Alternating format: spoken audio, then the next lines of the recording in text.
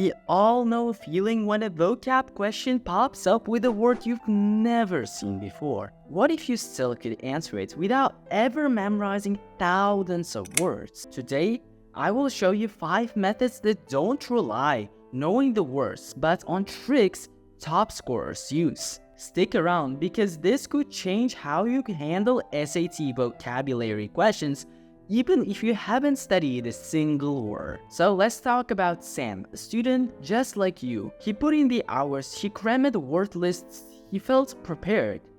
But on test day, total blank.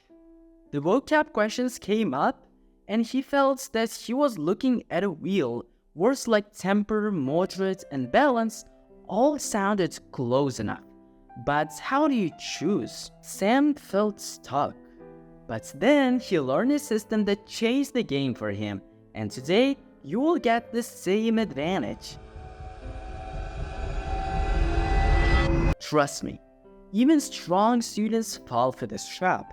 Think about phrases like not uncommon or never impossible.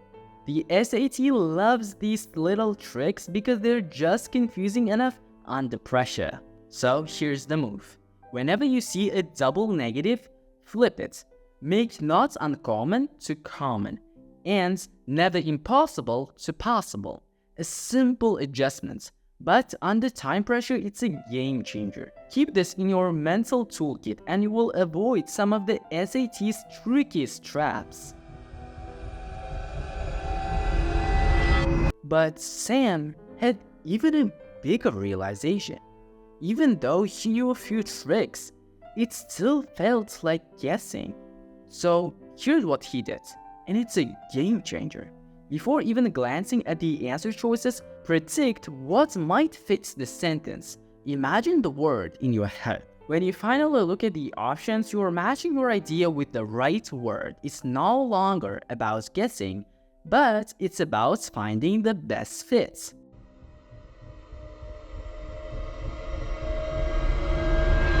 Okay, so what if you don't know the word at all? You're not alone, and this is where prefixes become your secret weapon. The SAT is built on patterns, and prefixes give you clues so that you can break down unfamiliar words. Let's have a look at an example. Subterranean. So in this case, sub means under, and terra means earth. Even if you don't know the exact meaning, you can guess it's related to something under the earth. Instead of memorizing every single word, you're learning to decode. And because you've been watching so far, I've got a special gift for you. A PDF list of essential SAT prefixes to help you reach that dream score.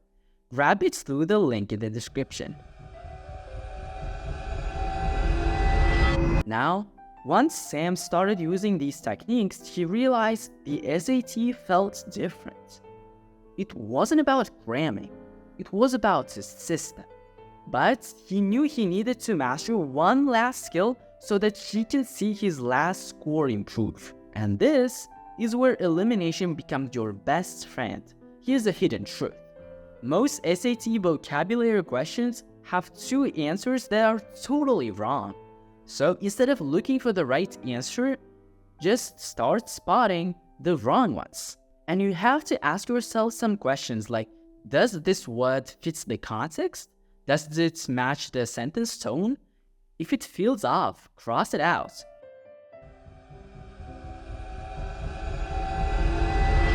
Now here's where even the sharpest SAT students stumble. There are 3 massive mistakes that nearly everyone makes.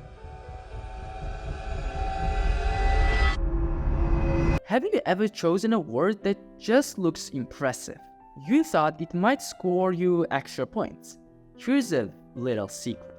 The SAT sets a trap for students who fall for this. You will often see a sophisticated looking word and it's tempting to pick it, right? But here's the trick. 9 times out of 10, that word is designed to mislead you. It's not about sounding fancy. It's about it fitting the sentence correctly. Let's talk about the sewing. Have you ever picked a word that seemed like a perfect match? and you find out that it was way off. It's easy to miss, but each sentence on the SAT carries a tone, a feeling, and ignoring this tone can flip the meaning entirely. For example, if a sentence is lighthearted and you pick a serious word, you've fallen into the tone trap. Finally, let's talk about overthinking. Have you ever narrowed down your choices to answers only to start second guessing yourself? Maybe you wonder, am I missing something? Overthinking is where most students trip up, and here's why. The SAT rewards instincts. If you're leaning towards an answer choice, trust it. Your gut feeling is often spot on. The more you second guess, the more likely you are to go for the wrong choice. So what should you do instead? What happened to Sam?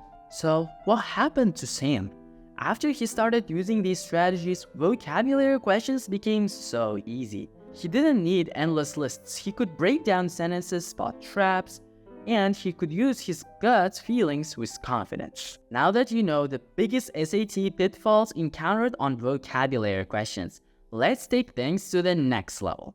If you're serious about getting a 1500 plus on the SAT fast, there is one video that gives you everything you need. And I break down the strategies, hacks, and study methods that actually work to boost your score quickly. Click here to watch how to get 1500 plus on the SAT fast. Trust me, you don't want to miss this one.